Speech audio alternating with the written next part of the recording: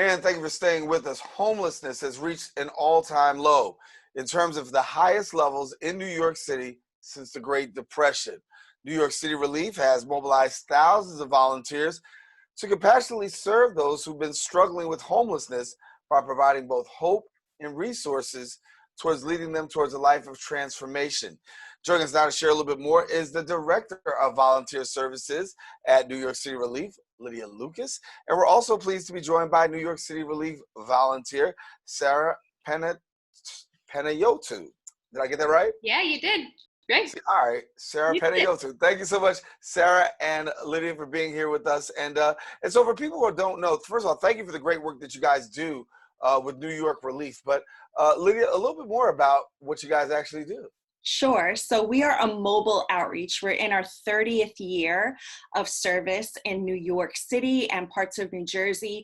And what we do is that we go out into the streets of New York consistently, and we've been able to do that throughout the pandemic as well. We provide very natural resources, right, and things that people need, such as soup, fresh bread, drinks, but then we also provide support, and we are a constant presence on the streets. Our vision is that the folks that come to us, we build a rapport, we build a relationship with them that leads to life transformation. And when we talk about homelessness, obviously, as I said in the intro, the numbers continue to get worse across New York City, and with COVID-19, the way that it's been going on. Sarah, talk about the work that you guys have done as volunteers, because with COVID-19, we know that there's social distancing and huge restrictions, but you're still able to get the job done. Yeah, so there have been a lot of changes, but we are rolling with the punches. So we have shortened our outreaches to 2 hours, but we have also in that time increased the amount of soup we have given out. But we have, we're giving out hand sanitizers, we have hand washing stations, we provide hygiene kits with masks and everything. And we're trying to make sure we're not only still accommodating the physical needs, like soup, but also still providing some sort of relational care. So it's been a learning process, but I think overall people are still coming. They still know we are there because a lot of other resources have shut down. So we are consistent and dependable, and it's been great to be able to see everyone weekly. Mm-hmm. And Lydia, I know, as we talk about being impacted as an organization that it's pretty hands-on, it's been impacted for you. So give us a little bit about how you've been able to navigate that as well. So in terms of our organization, there has been a blessing in disguise during this season. People have noticed our work. And so because we've been out there when other organizations have had to really scale back because they're in a physical building or minimize their services, we've been able to push forward and continue to be out there. And so we've had people who have asked how they can help and who have helped either financially or even like Sarah and others who during this time, perhaps their regularly scheduled programming of life has been different, and so they've been able to give the gift of time and volunteer with us. As our staff, we've had to really take good care of ourselves, and so us and our volunteers, we make sure that everyone has their protective equipment, that we're providing N95 masks, that we're ensuring that we're checking on our health, that we're taking temperatures, that we're constantly cleaning our hands and sanitizing. And so it has been a change for our organization, but I think that because of our model, we've been able to really transform quickly to be able to keep up with this season. Yeah, it's been a rough season and a challenging one as well. So if somebody's out there right now and they're saying, listen, this sounds noble, I want to be a volunteer, what's required of your volunteers?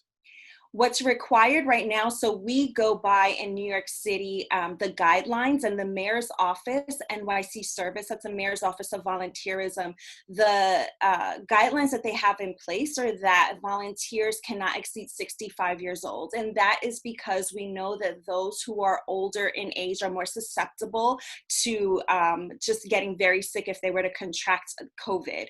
And so besides that, we just want people who are willing to work hard, to smile, to encourage people, to love people. I mean, really, there is no application. You can go on our website, newyorkcityrelief.org, homelessness.org/volunteer and find out more information. We are out from Wednesdays through Saturdays throughout New York City. And if you're interested, I encourage you to sign up. All of our guidelines are there on our website in terms of what we're doing, but we're looking for people who are not afraid to be out there, who are not afraid to love on people, and to just show up for our fellow New Yorkers. Right. And Sarah, what's it been like for you being a person that's been boots on the ground right there, being able to interact and provide this service as a volunteer?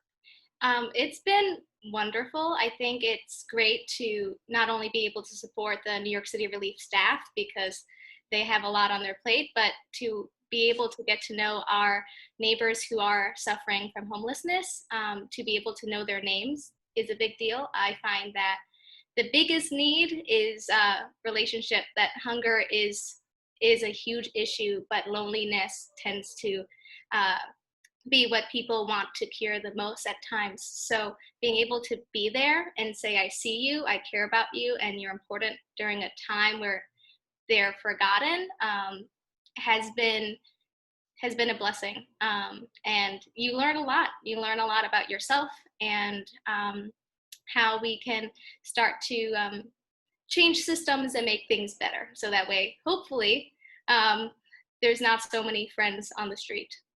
Yeah. Lydia, give me your thoughts. I mean, as I said, the numbers are continuing to rise. What are you seeing as far as being out there and dealing with our homeless population? What is it that possibly that we're missing as a community?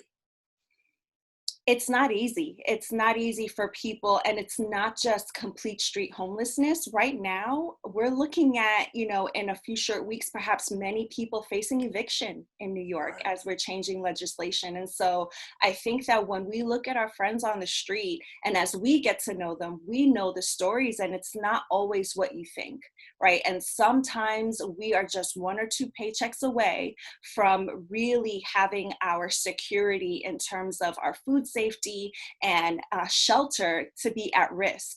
And so for us right now, what we've been thinking about a lot is what's going to happen as the legislation changes and as those restrictions with landlords are now loosened back up. On our Instagram stories, we've just posted things that people can start thinking about now in terms of if eviction is going to be a possibility for them in the next few weeks. And for our friends on the street, it's very difficult because some organizations are just not able to handle the capacity to get them through a process into housing. It's a long process to get someone from the streets into housing for various reasons. And so it's hard. It's hard when you're out there and you know that you're going to see that same person next week. It's hard when our bus leaves and we know that we're leaving them on the street. But the good thing is that we're able to come back and that we're able to walk through them through the process. Yeah. Are you optimistic as we move forward towards the end of, well, we're in the middle of summer right now, but to the middle of summer, as we get closer, that maybe your job will be a little bit easier with all that's going on? It's hard. A lot of folks have asked me, what do you think? Right. And I Right. would love to have an answer to say it's going to be over. We just don't know. What I will say, and I just really a little while ago, I was on 14th Street and everybody had a mask on in the street. And so what's encouraging is that New Yorkers are really taking this seriously and we're looking out for one another. And that's what I love about working in New York and for New York City Relief is that we are rising to the occasion. And so that in and of itself gives me hope. What's going to happen, I have no idea, but I know that thankfully we're continuing to have the ability to be out there for anybody who needs us. Well, we know one thing: New Yorkers are resilient, and we're resilient people who like to rise up in the midst of tragedy and rise up when we're faced with uncertainty. That's exactly who we are as New Yorkers. Sarah, for you, before we get out of here, what really was it that said, "I want to be a volunteer"? What made you say this? I will have to say that I think it's easy to be a New Yorker and to see homelessness every day and never actually see it. And so I feel just very passionate about seeing the people and knowing the people. My grandfather was homeless in New York City on and off for like 10 years and we were disconnected with him. So finding that out and being like, I could have walked by my grandpa and not have known. And that's very convicting to say that these are people with real lives. And New York City Relief has a great model, really one of a kind model to really care and not just provide resources, but provide love. So. Yeah. Well, Sarah and Lydia, we're going to leave it there. Thank you so much for the great work that you guys are doing. And especially as we get towards through the summer and towards the fall, and we know as the weather begins to shift, your work is going to be very, very, very much needed, but it's making a great impact. Thank you so much. Thank you for having us. Thank you. Thank you. All righty, listen, we want you to stay with us here on Open. We do have more show. Want you to know that if you want to get connected to them, I'm going to give you the opportunity to do that.